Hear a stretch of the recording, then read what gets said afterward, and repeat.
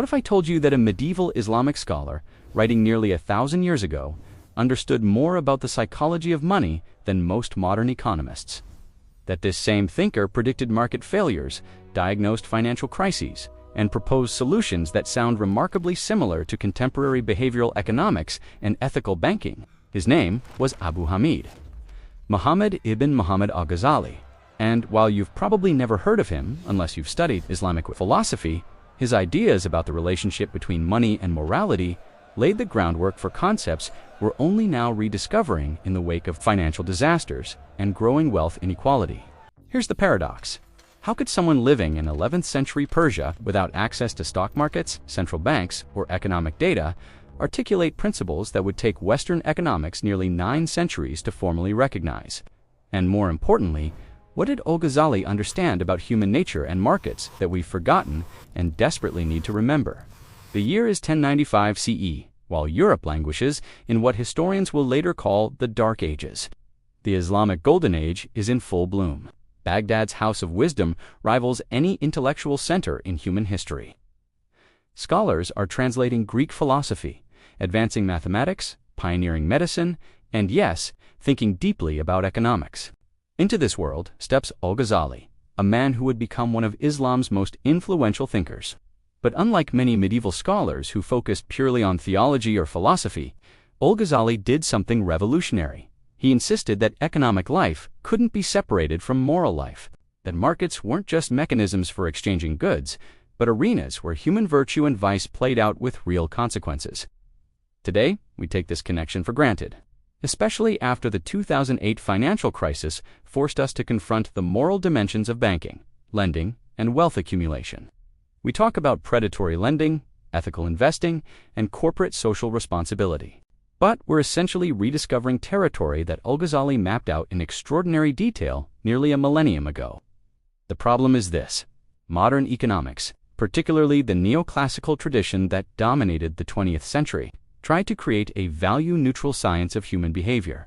It assumed rational actors, efficient markets, and mathematical precision. It deliberately excluded moral considerations as subjective and unscientific. But as behavioral economists like Daniel Kahneman and Richard Taylor have shown, humans aren't rational calculators. We're emotional, social, moral creatures whose economic decisions are inseparable from our values, beliefs, and sense of right and wrong. Al-Ghazali knew this. He built his entire economic framework on this insight. So what exactly did Al-Ghazali say about money and morality? How did his ideas influence the development of Islamic finance, which now manages trillions of dollars globally?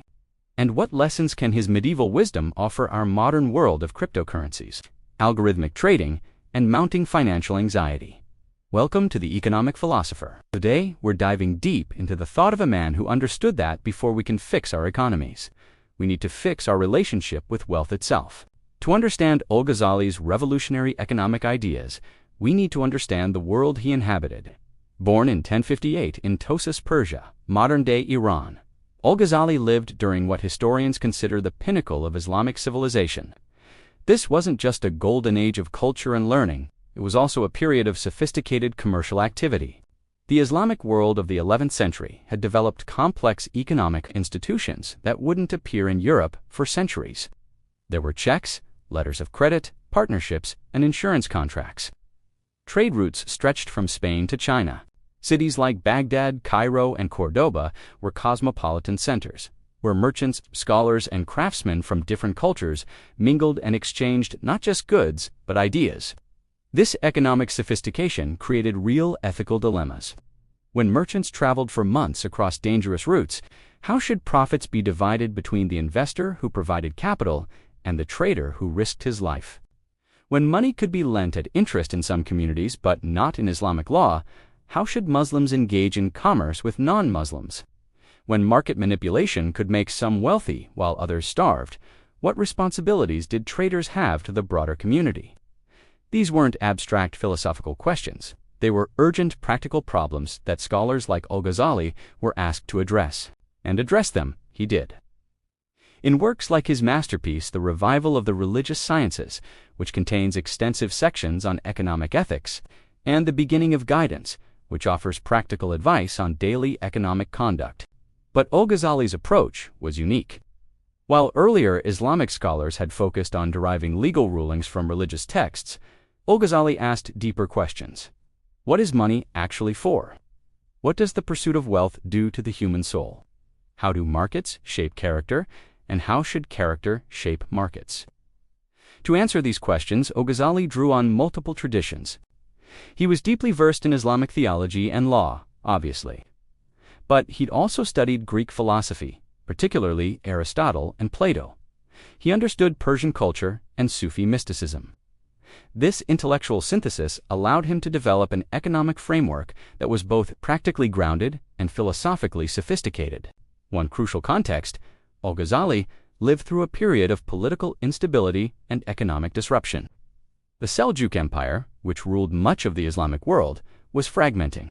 There were crusades, sectarian conflicts, and the constant threat of invasion.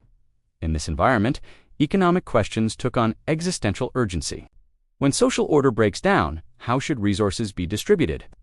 When traditional institutions fail, what principles should guide economic behavior? Al-Ghazali's personal life also shaped his economic thought. At the height of his career, he was the most prestigious professor in Baghdad, earning a substantial salary and enjoying considerable influence. Then, at age 38, he walked away from it all. He gave up his position, distributed his wealth, and spent years as a wandering mystic, seeking spiritual enlightenment. This dramatic renunciation wasn't a rejection of economic life per se, but rather a deep questioning of what wealth means and what it's for. When Al-Ghazali returned to teaching later in life, he brought a perspective forged by both intellectual rigor and lived experience. He'd known wealth and poverty, prestige and anonymity, certainty and doubt. This gave his economic writings a psychological depth that purely theoretical works lack. The historical foundation, then, is this. Al-Ghazali was a brilliant scholar operating in a sophisticated commercial civilization, grappling with real economic problems, who had the intellectual tools and personal experience to think deeply about the intersection of money and morality. He stood at a crossroads of cultures and traditions, uniquely positioned to synthesize insights that would influence economic thought for centuries. At the heart of Al-Ghazali's economic philosophy is a deceptively simple question. What is money? This might seem obvious, gold coins or currency used to buy things. But Al-Ghazali's answer was far more sophisticated than anything proposed in his era, and in many ways more sophisticated than much modern economic theory. For Al-Ghazali, money is fundamentally a social technology, a tool created by humans to facilitate exchange and cooperation. This might sound obvious to us, but it was actually a radical insight. Many medieval thinkers, both Islamic and Christian, focused on the intrinsic value of gold and silver. They believed these metals had inherent worth derived from their physical properties. Al-Ghazali disagreed. He argued that gold and silver became money not because of their intrinsic properties, but because societies agreed to use them as a medium of exchange. Money's value is social and conventional, not natural or inherent. This is remarkably close to modern monetary theory, which understands money as a social construct backed by collective agreement and institutional authority. But here's where Al-Ghazali went further than most modern economists. He insisted that because money is a social technology, it carries moral obligations. Think about it this way. Money only works because we all agree to accept it. This collective agreement is what economists call a social contract. And if money depends on social cooperation, then using money in ways that undermine that cooperation, such as through fraud, exploitation, or hoarding, is not just economically inefficient, but morally wrong. Al-Ghazali developed a sophisticated taxonomy of economic activities based on their moral character. At the top were activities that served genuine human needs: farming, craftsmanship, medicine, education. These professions, Al-Ghazali argued, were inherently noble because they contributed to human flourishing. Their profit was morally legitimate because it compensated real value creation. In the middle were merchants and traders. Al-Ghazali had a nuanced view of commerce. Trading was necessary and could be virtuous if conducted honestly and in service of real needs. A merchant who brought grain to a hungry city performed a valuable service and deserved profit. But trading could also become morally corrupt if motivated purely by greed or if it involved manipulation and exploitation. At the bottom were activities Al-Ghazali considered parasitic, monopolistic practices, speculative hoarding, predatory lending, and what we might today call rent-seeking. These activities, he argued, extracted wealth without creating value. They were theft disguised as commerce. This framework has profound implications. Al-Ghazali was essentially arguing that not all profit is created equal. The source matters, the means matter, the effects on society matter. This challenges the modern economic assumption that a dollar earned is a dollar earned, regardless of how you got it. Al-Ghazali also developed a sophisticated analysis of wealth's effects on human psychology. He observed that money had a peculiar power to transform human character, usually for the worse. Wealth, he noted, tends to generate insatiable desire. No matter how much you have, you want more. This isn't because human needs are infinite, but because wealth shifts from being a means to becoming an end in itself. Think about this. You need money to buy food, shelter, and other necessities. Once you have enough for those needs, additional money should theoretically become less valuable. But that's not what happens psychologically. Instead, people often become more attached to wealth as they accumulate it. The millionaire worries about money more than the person with modest savings. This is the paradox of wealth that Al-Ghazali identified centuries before modern psychology would confirm it through research. Why does this happen? Al-Ghazali's explanation was that wealth becomes confused with worth. We start measuring our value as human beings by our net worth. Wealth becomes a scorecard for success, status, and even virtue. This psychological transformation is dangerous because it makes an instrumental good into an ultimate good, a means into an end. Al-Ghazali also understood what we now call positional goods and relative deprivation. He noted that much of what makes people unhappy about money isn't absolute poverty, but relative poverty, not having as much as others. This observation anticipates modern research showing that once basic needs are met, relative income predicts happiness better than absolute income. The philosophical framework, then, is this. Money is a social technology that requires moral governance. It's a powerful tool that can serve human flourishing or undermine it, depending on how it's understood and used. And because money profoundly affects human psychology, shaping our desires, values, and sense of self, we cannot have a healthy economy without addressing the moral and psychological dimensions of wealth. This framework leads Al-Ghazali to a striking conclusion. Economic problems are ultimately spiritual and moral problems. You can't fix an economy by adjusting interest rates or regulations alone. You need to address the values, beliefs, and character traits that shape economic behavior. This might sound impractical to modern ears, but Al-Ghazali would argue that the real impracticality is trying to build stable, just economic systems on foundations of greed and exploitation. If Al-Ghazali's philosophical framework was revolutionary, his psychological insights were even more remarkable. Writing centuries before psychology emerged as a formal discipline, Al-Ghazali produced analyses of economic behavior that anticipate discoveries of modern behavioral economics with uncanny precision. Start with his understanding of human motivation. Classical economics assumes humans are rational utility maximizers, carefully calculating costs and benefits to make optimal decisions. Al-Ghazali knew better. He understood that human economic behavior is driven by a complex mix of reason, emotion, habit, social pressure, and moral conviction. Consider his analysis of greed. Al-Ghazali didn't simply condemn greed as sinful. He analyzed it as a psychological mechanism. He observed that greed operates through what we might now call variable reinforcement schedules. The pursuit of wealth sometimes rewards you and sometimes doesn't, and this unpredictability creates addictive behavior patterns. Sound familiar? It's the same mechanism that makes gambling addictive, and it's why people can become psychologically dependent on wealth accumulation, even when they have more money than they could ever spend. Al-Ghazali also understood cognitive biases, though he wouldn't have used that term. He noted that people systematically misjudge risk when money is involved. They overestimate their chances of profit and underestimate their chances of loss. They become overconfident in their abilities. They see patterns where none exist. These are exactly the biases that behavioral economists like Kahneman and Tversky would identify centuries later as fundamental flaws in human reasoning. One of Al-Ghazali's most sophisticated insights concerned what psychologists now call hedonic adaptation. He observed that people quickly adapt to new levels of wealth. What initially seems like abundance soon feels normal, and then inadequate. This is why, he argued, wealth alone never brings lasting satisfaction. There's always a new benchmark, a new comparison, a new desire.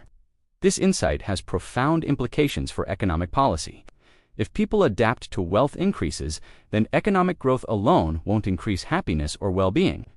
You need to address the psychological mechanisms that prevent satisfaction.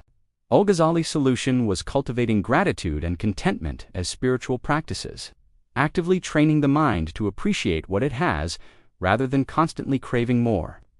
Al-Ghazali also understood what we now call loss aversion, the tendency to feel losses more intensely than equivalent gains. He noted that people will go to extraordinary lengths to avoid losing money, often behaving irrationally in the process. A trader who's losing money will take foolish risks trying to recoup losses, while a trader who's winning might become overly conservative and miss opportunities. This asymmetry in how we respond to gains versus losses is a cornerstone of modern behavioral economics. Perhaps most remarkably, Al-Ghazali anticipated the concept of mental accounting. He observed that people treat money differently depending on how they categorize it. Money earned through hard work feels different from money inherited or won. Money designated for necessities is treated differently from discretionary income. These psychological categories often override rational economic calculation. For example, Al-Ghazali noted that people might simultaneously save money in one category while borrowing money in another. Even when this makes no economic sense, a person might maintain savings while carrying debt at higher interest rates, simply because the psychological categories of savings and debt feel separate. Modern research confirms this irrational behavior is widespread. Al-Ghazali also understood social proof and conformity effects in economic behavior. He observed that people often engage in economic activities not because they've independently assessed them as valuable, but because others are doing so. This creates market bubbles and panics. When everyone is buying something, people assume it must be valuable even without understanding why. When everyone is selling, they panic and sell too. These herd behaviors, Al-Ghazali noted, regularly destabilize markets and lead to collective irrationality. But Al-Ghazali's psychological insights went beyond individual behavior to analyze how economic systems shape character over time. He argued that participating in exploitative economic practices gradually corrupts moral judgment. If you regularly engage in deceptive business practices, you start rationalizing them as normal. If you profit from others' misfortune, you become callous to suffering. If you hoard wealth while others starve, you develop ideologies justifying inequality. This is what we might now call moral licensing or ethical fading. The mind protects itself from cognitive dissonance by adjusting moral standards to match behavior rather than adjusting behavior to match moral standards. Al-Ghazali understood that economic systems don't just distribute resources, they shape souls. An economy built on exploitation produces exploitative people. An economy built on justice and compassion produces just and compassionate people. He also recognized what psychologists now call self-fulfilling prophecies in economic life. If you assume everyone is selfish and untrustworthy, you'll behave accordingly, which causes others to behave selfishly and untrustworthily in return. If you assume people are fundamentally decent and capable of cooperation, you'll create conditions where decent cooperation becomes possible. The assumptions embedded in economic institutions shape the reality they produce. Al-Ghazali's psychological insights culminate in a provocative claim. Most economic suffering is self-inflicted, not in the sense that poverty is the poor's fault, but in the sense that our psychological relationship with money creates unnecessary suffering for rich and poor alike. The wealthy suffer from anxiety, insecurity, and the psychological burden of protecting and growing their wealth. The poor suffer not just from material deprivation, but from the shame, envy, and sense of failure that poverty induces in unequal societies. The solution, Al-Ghazali argued, isn't just better economic policy, but inner transformation, learning to relate to money differently. This means cultivating detachment, not in the sense of not caring about material needs, but in the sense of not allowing wealth or poverty to define your worth as a human being. It means practicing gratitude, generosity, and contentment. It means recognizing that your economic value and your human value are completely different things. These psychological insights have practical implications. If economic behavior is shaped by psychology, not just incentives, then changing economic outcomes requires changing minds. Education matters. Culture matters. The stories we tell about success and failure matter. You can't create a just economy with unjust people, and you can't create unjust people with a just economy and expect them to remain just. Now we arrive at the payoff. How do Al-Ghazali's philosophical framework and psychological insights translate into concrete economic principles? And why do they matter today? Let's start with his practical economic prescriptions. Al-Ghazali advocated for what we might now call stakeholder capitalism rather than shareholder capitalism. He argued that businesses had obligations not just to owners, but to workers, customers, and the broader community. A merchant who sold defective goods might profit in the short term, but he undermined the social trust that markets depend on. A business that exploited workers might be efficient in a narrow sense, but it created social instability that ultimately hurt everyone. This stakeholder perspective leads to specific policies. Al-Ghazali supported fair wages, arguing that workers deserved compensation sufficient for dignified life, not just survival. He opposed monopolistic practices and price manipulation. He advocated for transparency in transactions. He supported progressive taxation, arguing that those with surplus wealth had obligations to support those in need. On the contentious issue of interest, Al-Ghazali's position was nuanced. Islamic law prohibited riba, typically translated as usury or interest. But Al-Ghazali's objection wasn't to interest per se, but to exploitative lending. He distinguished between legitimate profit-sharing arrangements and predatory lending that trapped borrowers in debt. This distinction is crucial and often overlooked. In a legitimate investment partnership, both parties share risk. If the venture succeeds, both profit. If it fails, both lose. This aligns incentives and ensures both parties have a stake in success. But in predatory lending, the lender profits regardless of whether the borrower succeeds or fails. In fact, the lender might profit more if the borrower fails and can be exploited further. This asymmetry, Al-Ghazali argued, was inherently unjust. Think about how this applies to modern finance. The 2008 financial crisis was largely caused by exactly the dynamic Al-Ghazali warned against. Banks originated mortgages, collected fees, then sold the loans to others. They profited regardless of whether borrowers could repay. The risk was systematically transferred away from those making decisions, creating incentives for reckless lending. Millions of people lost their homes, but the bankers who caused the crisis mostly kept their bonuses. Al-Ghazali would have diagnosed this as a moral and structural failure, not just an unfortunate accident. When you design financial systems that reward exploitation and privatize gains while socializing losses, you shouldn't be surprised when exploitation occurs and losses get socialized. Similarly, Al-Ghazali's analysis of hoarding and speculation remains remarkably relevant. He argued that accumulating goods not for use, but to profit from artificial scarcity, was morally wrong and economically destructive. Apply this to modern financial markets. When investors buy up housing not to live in, but to speculate on price increases, they artificially inflate prices and price out actual residents. When traders hoard commodities to profit from shortages, they create suffering. When companies engage in stock buybacks to manipulate share prices, rather than investing in productive capacity, they're engaged in a form of speculation that Al-Ghazali would have condemned. The modern manifestation of this is financialization. The tendency for economic activity to shift from production of goods and services. In the United States, the financial sector's share of corporate profits has grown from around 10% in the 1950s to over 30% today. Even though finance itself produces nothing tangible, this is exactly the kind of parasitic economic activity Al-Ghazali warned against: profit without value creation. Al-Ghazali's framework also offers insights into contemporary debates about inequality. He accepted that some inequality was natural and even functional. People have different talents and contribute differently, but he insisted that extreme inequality was both unjust and economically destabilizing.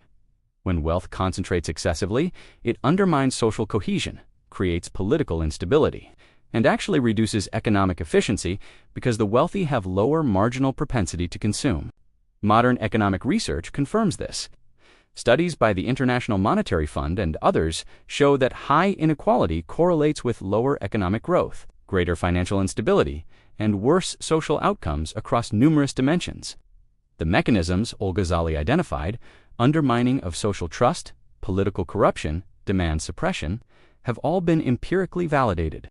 His solution? Redistribution through charitable giving, which was obligatory in Islamic teaching, but also through structural mechanisms that prevented excessive accumulation in the first place. This meant regulating markets to prevent monopolies, ensuring fair wages, prohibiting exploitative contracts, and creating strong norms against ostentatious consumption. The modern equivalent might be progressive taxation, strong labor protections, antitrust enforcement, and cultural values that emphasize contribution over accumulation. Countries that have implemented such policies, think Scandinavian social democracies, have achieved both prosperity and equality, suggesting Al-Ghazali's framework can work at scale. Perhaps most relevant to our current moment is Al-Ghazali's understanding of financial crises as moral crises. He observed that market collapses typically followed periods of speculation, fraud, and abandonment of ethical norms. When people start believing they can get rich without producing value, when deception becomes normalized, when greed overrides prudence, collapse becomes inevitable. This pattern has repeated throughout history. The South Sea Bubble, the 1929 crash, the dot-com bust, the 2008 crisis, all followed periods where financial innovation divorced from real value creation, where speculation overwhelmed production, where short-term thinking dominated. And in each case, the solution wasn't just better regulation, but moral reformation, rebuilding the ethical foundations that markets depend on. Al-Ghazali's most enduring legacy might be his influence on Islamic finance, which now manages over $3 trillion globally. Modern Islamic banking at its best. Attempts to implement Al-Ghazali's principles, no predatory lending, genuine risk-sharing, emphasis on real economic activity over speculation, and consideration of social benefit alongside profit. Is Islamic finance perfect? No. It faces challenges including regulatory arbitrage, cosmetic compliance, and pressure to compete with conventional finance. But its founding principles, derived substantially from thinkers like Al-Ghazali, offer an alternative model worth studying. The fact that Islamic finance weathered the 2008 crisis better than conventional banking suggests these principles have practical merit. Beyond Islamic finance, Al-Ghazali's ideas resonate with contemporary movements like ethical investing, social entrepreneurship, stakeholder capitalism, and degrowth economics. All these movements share Al-Ghazali's core insight. Economics cannot be separated from ethics. The attempt to create a value-neutral science of wealth creation was always a mistake. Markets are human institutions, and human institutions require moral foundations. The modern world faces economic challenges Al-Ghazali never imagined. Climate change, artificial intelligence, global supply chains, cryptocurrency. But his fundamental framework remains relevant. He would ask, do these technologies serve genuine human flourishing? Do they distribute benefits justly? Do they strengthen or undermine social cooperation? Do they encourage virtue or vice? These are the questions we should be asking about economic innovations, but often don't. We get excited about efficiency, returns, and disruption without asking the deeper questions about purpose, justice, and character. Al-Ghazali would insist we cannot afford such moral negligence. So, what have we learned from this deep dive into Al-Ghazali's economic thought? Let me distill the key insights and their practical implications. First, money is a tool, not a goal. Al-Ghazali would want us to constantly examine our relationship with wealth. Are you pursuing money for what it enables, or has accumulation become an end in itself? This distinction matters profoundly for both individual well-being and economic justice. When money becomes the goal, you never have enough. When money is a tool, you can achieve sufficiency. Practical takeaway. Regularly audit your financial goals. For each goal, ask why. Keep asking why until you reach something truly fundamental: relationships, health, purpose, creativity. If your why chain ends at just having more money, you've lost the plot. Second, all profit is not created equal. The source of wealth matters morally and practically. Wealth extracted through exploitation corrodes character and destabilizes society. Wealth created through genuine value, contribution, ennobles, and stabilizes.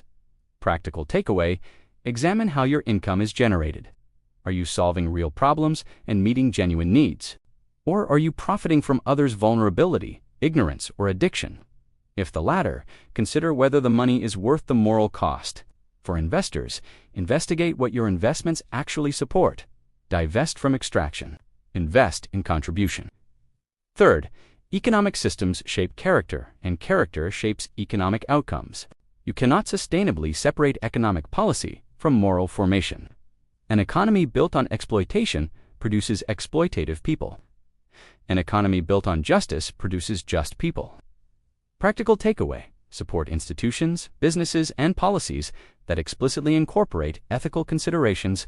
Be willing to accept slightly lower returns or pay slightly higher prices for ethically produced goods and services. The cultural shift this creates is worth more than the marginal economic cost. Fourth, psychological relationship with money matters as much as amount. The wealthy can be enslaved by their wealth, and the poor can be free from material attachment. Conversely, poverty can be spiritually crushing, and wealth can enable flourishing. The key is cultivating the right internal orientation. Practical takeaway: practice gratitude for what you have while working to improve circumstances. Distinguish between your economic value and your human value. Develop sources of meaning, worth, and identity independent of wealth. Give generously, not just money, but time and attention, to maintain perspective and fight the hoarding instinct. Fifth, financial instability is typically a symptom of moral instability. When speculation replaces production, when greed overrides prudence, when deception becomes normalized, collapse follows. Practical takeaway: be skeptical of get-rich-quick schemes and too-good-to-be-true returns. If you cannot explain how an investment creates real value, assume it's speculation or fraud. Build financial resilience through diversification, savings, and conservative assumptions. When everyone is euphoric about an investment, that's often the time to be cautious. Sixth, inequality isn't just about fairness, it's about functionality. Extreme inequality undermines the social cooperation that markets depend on and reduces economic efficiency. Practical takeaway: support policies that promote broad-based prosperity, including progressive taxation, labor protections, and social insurance. Recognize that a rising tide doesn't automatically lift all boats. You need well-designed hulls. Economic systems require active maintenance to prevent accumulation spirals. Finally, economics is ultimately about human flourishing. The goal isn't maximum GDP or highest returns, but enabling humans to live well. This means ensuring material sufficiency, but also cultivating virtues like generosity, justice, and temperance that make economic life sustainable and satisfying. Practical takeaway: when evaluating economic choices, whether personal investment decisions or political votes on economic policy, ask, will this contribute to human flourishing broadly conceived? Not just profit or efficiency, but justice, sustainability, and well-being. Make decisions accordingly. Al-Ghazali's great insight was that economic problems are spiritual problems. We suffer economically because we've disordered our relationship with material goods. We've made means into ends, tools into idols, instruments into identities. No amount of economic policy reform can fix this fundamental confusion. But here's the hope. If economic problems are spiritual problems, they have spiritual solutions. We can change how we relate to money. We can build economic institutions that serve rather than corrupt. We can orient our economic lives toward genuine flourishing rather than empty accumulation. This isn't naive idealism. It's hard-headed realism. The purely materialistic approach to economics has failed repeatedly. It has produced financial crises, environmental devastation, and epidemic unhappiness despite unprecedented wealth. We need a different framework, and thinkers like Al-Ghazali offer one, tested over centuries, grounded in deep understanding of human nature, and increasingly validated by modern research. The question isn't whether Al-Ghazali's framework is practical. The question is whether the alternative, continuing on our current path, is sustainable. And I think the answer is increasingly clear. It is not. We've covered enormous territory today, tracing connections between 11th century Islamic philosophy and 21st century financial reality. But ideas matter only if they lead to action. So here's what I want you to do. First, reflect on your own relationship with money. Journal about it, meditate on it, discuss it with trusted friends. Where are you treating means as ends? Where has wealth become confused with worth? This isn't about judging yourself, but about gaining clarity. Second, I want to hear from you in the comments. What resonated? What challenged you? How do you see Al-Ghazali's insights applying to contemporary economic issues like cryptocurrency, universal basic income, or climate finance? This channel thrives on substantive discussion, and your perspectives make it richer. Third, if this deep dive was valuable, subscribe and hit the notification bell. We're building a community of people who believe economics is too important to leave to narrow technical expertise, that understanding our economic lives requires philosophy, psychology, history, and yes, moral reasoning. And finally, check out these related videos where we explore similar themes. I've got a deep dive on Adam Smith's theory of moral sentiments that complements this discussion beautifully, and another on the behavioral economics revolution that shows how modern psychology is rediscovering truths ancient thinkers knew. The economic philosophy we need won't come from one tradition or thinker. It will be synthesized from the best insights across cultures and eras, ancient wisdom and modern research, Eastern and Western thought. Al-Ghazali is one crucial voice in that conversation, but there are many others we need to hear. Remember, economics isn't just about money. It's about how we live together, how we value each other, how we organize our collective efforts toward shared flourishing. And those are questions that require not just technical expertise, but wisdom, the kind of wisdom that thinkers like Al-Ghazali spent lifetimes cultivating.